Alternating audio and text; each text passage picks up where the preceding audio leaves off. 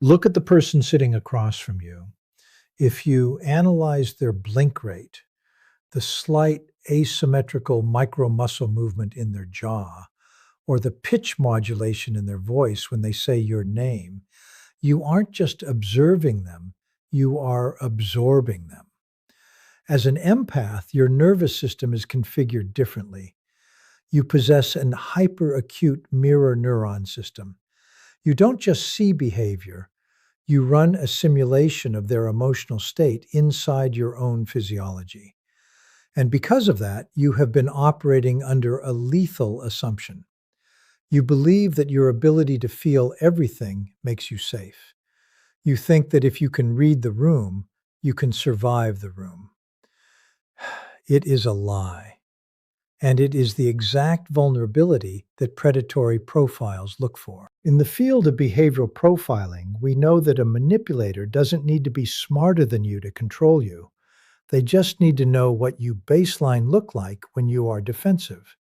They trigger you, watch your pupils dilate, note the slight vocal tension in your throat, and use that data to map your psychological borders. Every time you explain yourself, every time you cry, every time you scream or try to fix a fractured relationship, you are handing them the blueprints to your cognitive architecture. You are giving them the bullets and standing perfectly still while they load the weapon. But what happens when the data stream stops? What happens when they push the button that usually makes you spiral, and instead of a reaction, they hit a concrete wall of absolute impenetrable silence? Right now, your empathy is a wide open port on a computer network, allowing every toxic parasitic entity in your orbit to upload malware directly into your subconscious. You are exhausted, structurally compromised, and operating in a state of chronic fight or flight because you have allowed the outside world to dictate your internal state. If you do not learn how to shut down the port, you will be systematically dismantled. In the next few minutes, I'm going to give you the psychological kill switch.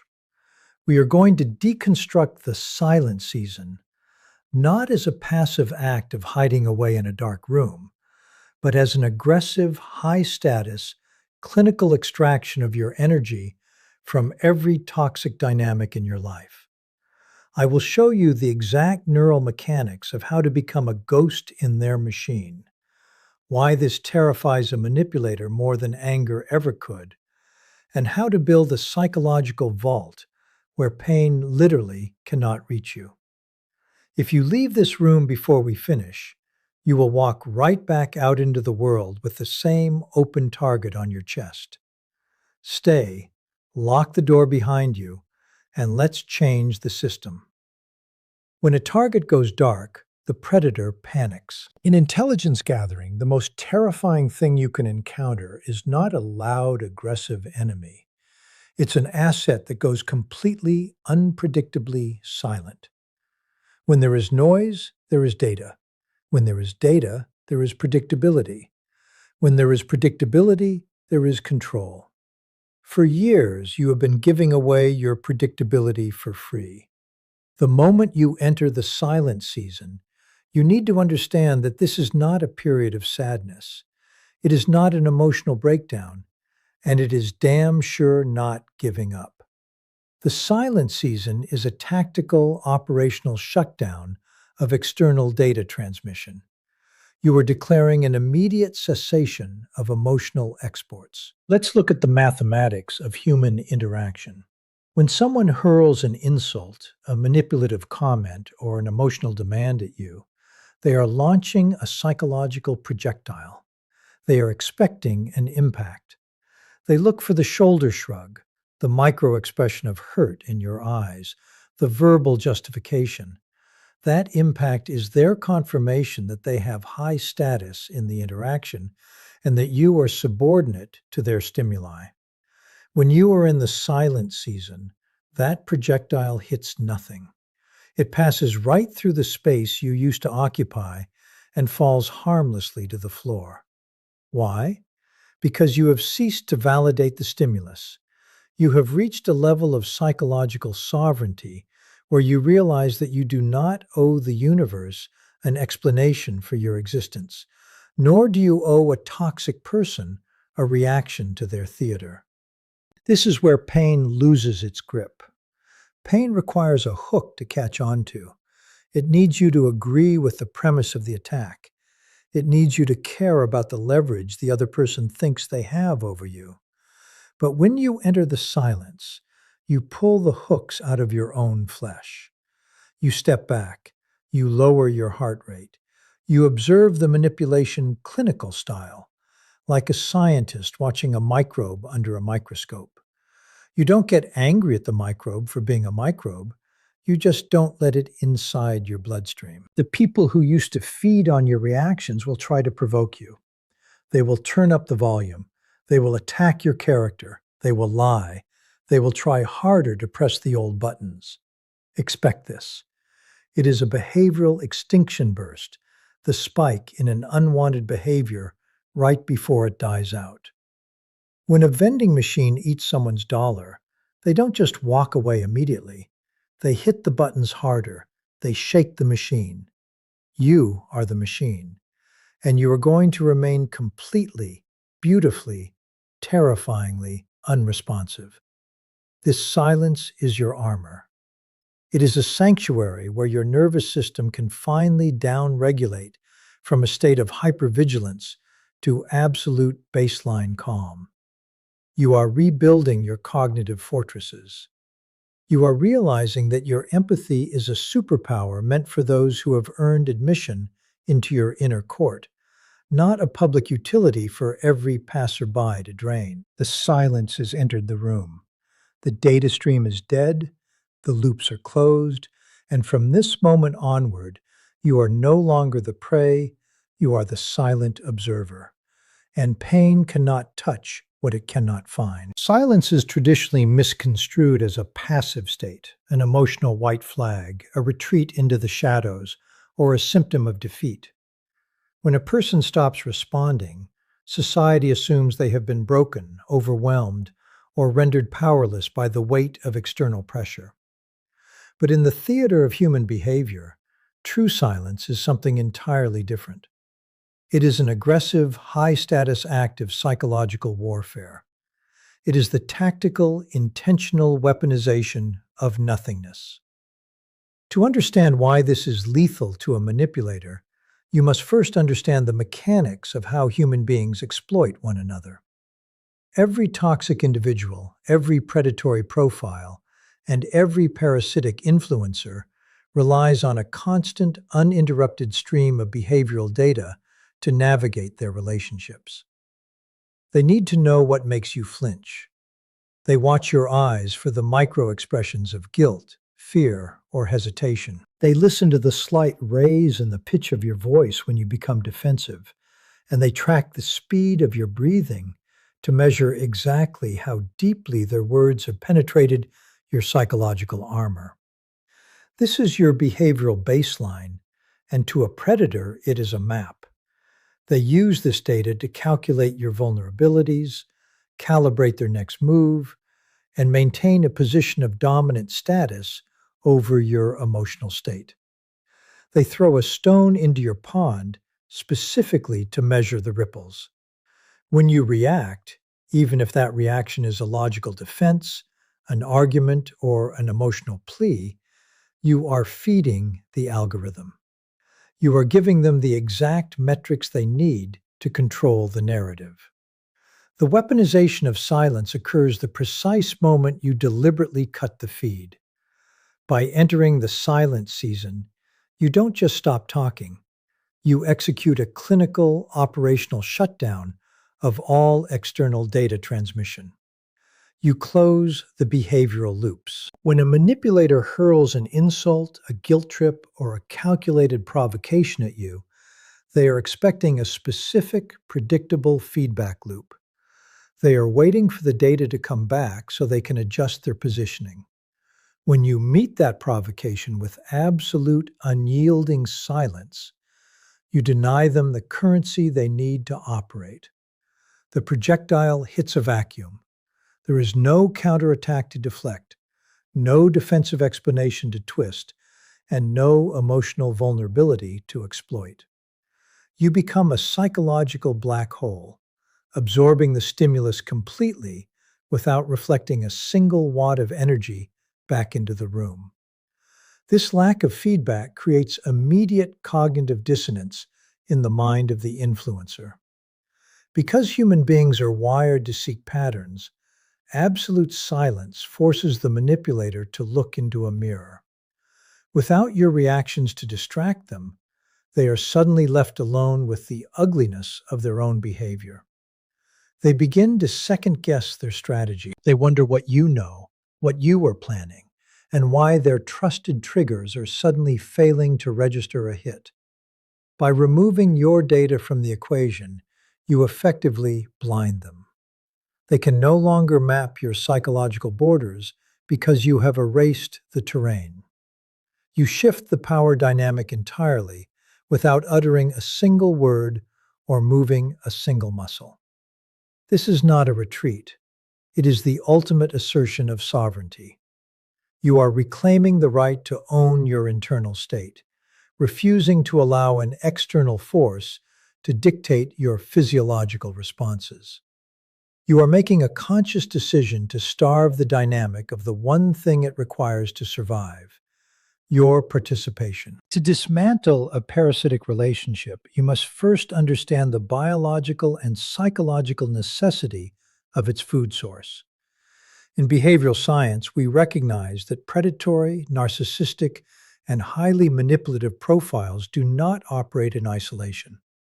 They are entirely dependent on external feedback loops to sustain their artificial sense of high status and psychological equilibrium. They require a constant supply of emotional validation, submission, or chaotic reaction, a currency often referred to in psychological circles as supply. This supply is not a luxury for them, it is an existential requirement.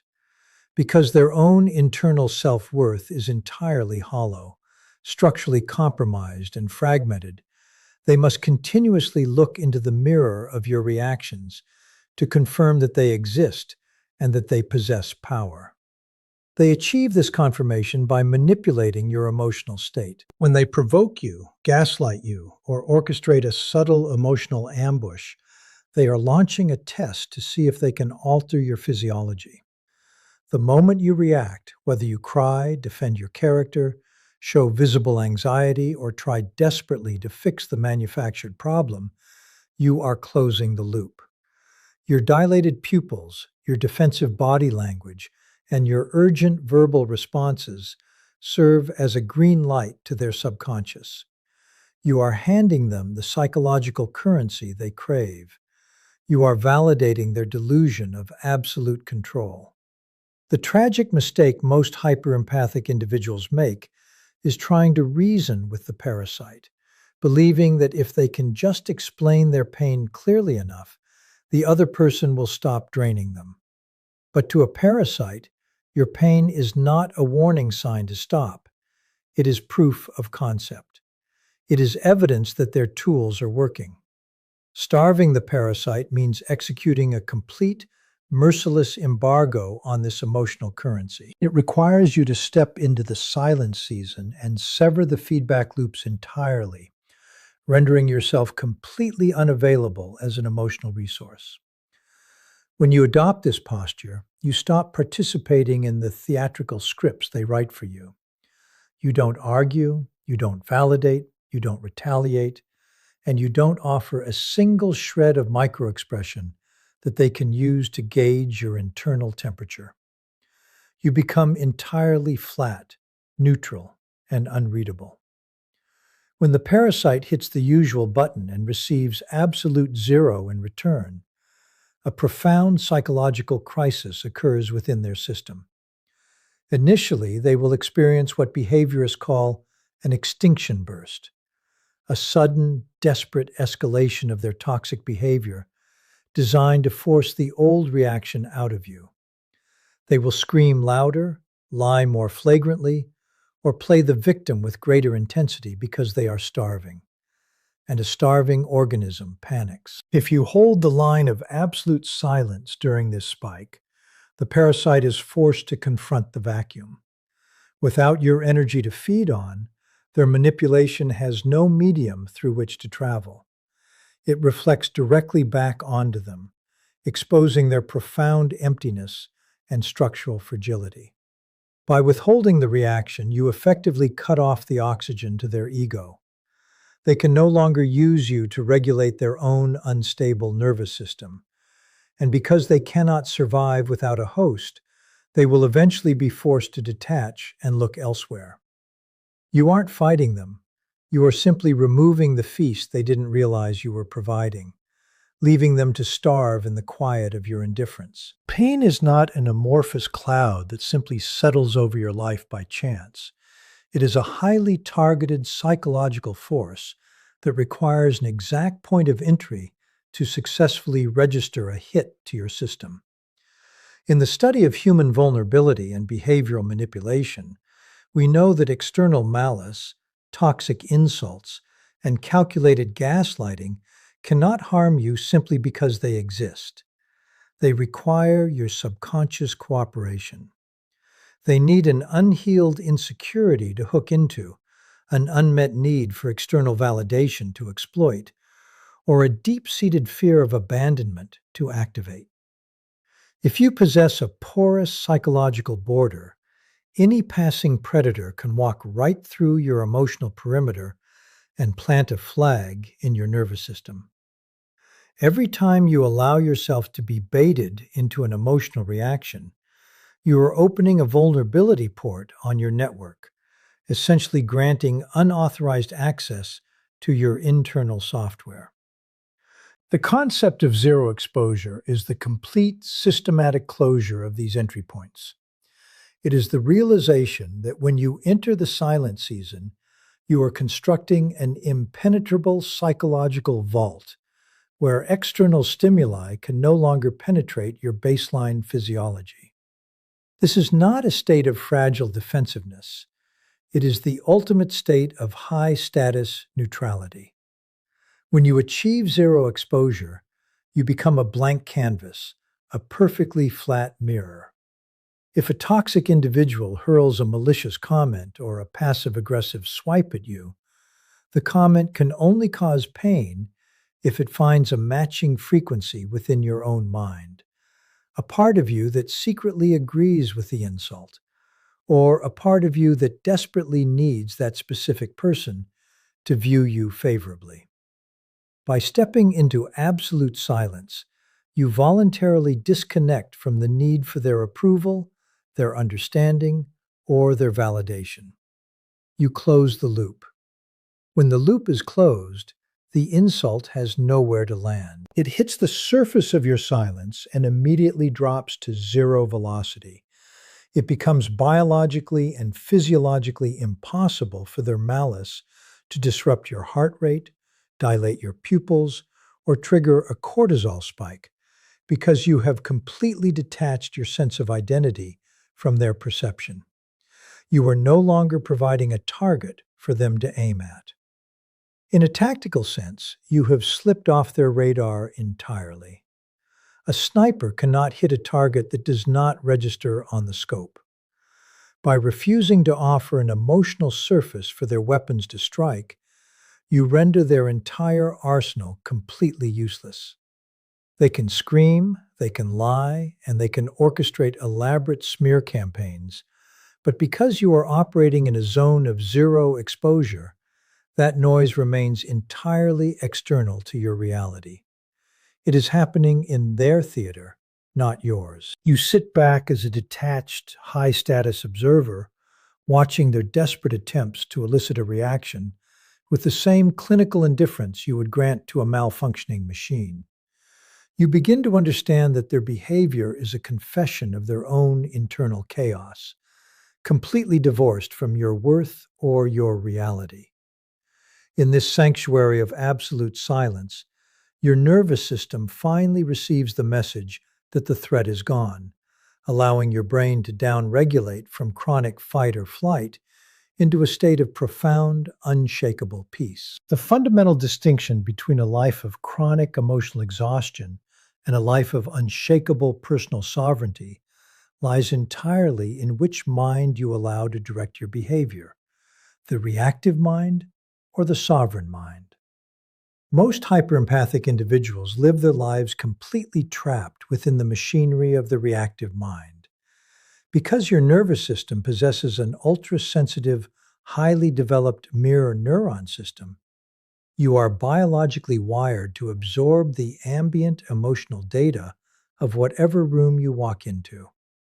If the person across from you is projecting anger, anxiety, or passive-aggressive hostility, your system automatically runs a real-time internal simulation of that exact state. Without conscious intervention, you immediately begin to match their frequency. You become a psychological thermostat, fluctuating wildly based on the temperature of the people around you. To a behavioral predator or a highly manipulative profile, an individual operating entirely from the reactive mind is the ultimate prize. They quickly realize that they do not even need to work hard to control you. They simply need to adjust the environmental levers. By strategically throwing out a crumb of disapproval, a cold shoulder, or a subtle hint of judgment, they can trigger an immediate, predictable wave of anxiety or overcompensation within your physiology. You are essentially allowing external stimuli to dictate your internal chemistry, rendering your autonomy a complete illusion. Moving into the sovereign mind requires a total, ruthless psychological pivot that is fully actualized only within the depths of the silence season. When you transition into the sovereign mind, you stop absorbing the room and instead begin to objectively observe it. You shift your perspective from that of a vulnerable participant to that of a high-status, detached behavioral profiler. When someone attempts to provoke you, gaslight you, or hook you into an emotional crisis, the sovereign mind recognizes the maneuver instantly as a low-status play for dominance. Instead of allowing that data to penetrate your emotional perimeter and spike your cortisol, you treat it as raw clinical data. You look at the manipulation not with hurt or defensive anger, but with absolute curiosity. You observe the slight tension in their jaw, the calculated cadence of their words, and the desperate psychological need driving their behavior. By refusing to run the emotional simulation, you become a concrete wall.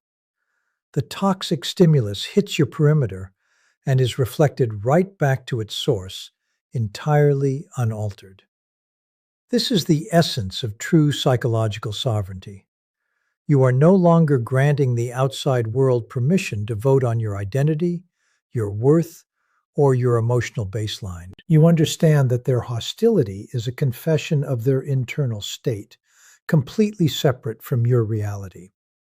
In this state of high-status neutrality, you realize that silence is not the absence of power, it is the absolute concentration of it. You sit completely still within your own psychological fortress, anchored in the unshakable knowledge that no one can force you to react without your explicit, conscious consent. The frantic noise of the manipulators around you becomes nothing more than background static, entirely incapable of breaching the profound, silent authority of a mind that answers only to itself. The true devastation of prolonged exposure to toxic, manipulative environments is not just the immediate emotional pain. It is the systematic, covert corruption of your internal operating system. When you are constantly surrounded by individuals who demand your reaction, gaslight your reality, and exploit your hyper-empathic nature, your neural pathways are essentially hijacked. Your brain is forced to adapt to a continuous state of high-alert survival, conditioning you to anticipate threat, decode subtext, and constantly scan for hidden malice in every micro-expression. Over time, you completely lose touch with your original psychological baseline. You begin to mistake chronic anxiety for intuition, hypervigilance for empathy, and defensive over-explanation for communication. You are no longer living your own life. You are running a survival script written by the disordered people around you, leaving your mind cluttered with foreign emotional data that does not belong to you. Entering the silent season is the aggressive clinical reclamation of that internal real estate. It is a necessary neurological audit, a deliberate decision to take your system completely offline so that you can wipe the hard drive clean of external malware. When you cut off the noise, the provocations, and the endless demand for your energy, the immediate result is often an uncomfortable, deafening quiet. This quiet is where the real work begins. Without the constant stimulus of external drama to react to, your nervous system is finally forced to face the internal static. It is during this period of absolute isolation from toxic influence that you begin the process of down-regulating your amygdala, allowing your body to transition out of a chronic, cortisol-soaked survival mode and return to a state of biological equilibrium. You begin to sort through the emotional debris, looking at specific anxieties, guilt trips, and insecurities, and asking yourself the high-status clinical question: is this data actually mine, or was it planted there by someone else? By systematically identifying and discarding the psychological programming of your abusers, you stop the bleeding. You stop allowing foreign entities to dictate your self-worth, your mood, and your behavior. This is the process of reestablishing your unshakable, high-status baseline. You are rebuilding your cognitive fortresses from the ground up, anchoring your identity not in how well you can soothe the chaotic minds of others, but in how deeply you can govern your own. As the weeks of silence progress, your mind clears, your focus sharpens, and your internal authority is restored. You realize that the version of you that was anxious, easily triggered, and desperate to fix things was not your true nature. It was simply a product of a compromised environment. In the deep, impenetrable quiet of the silent season, you forge a new psychological foundation.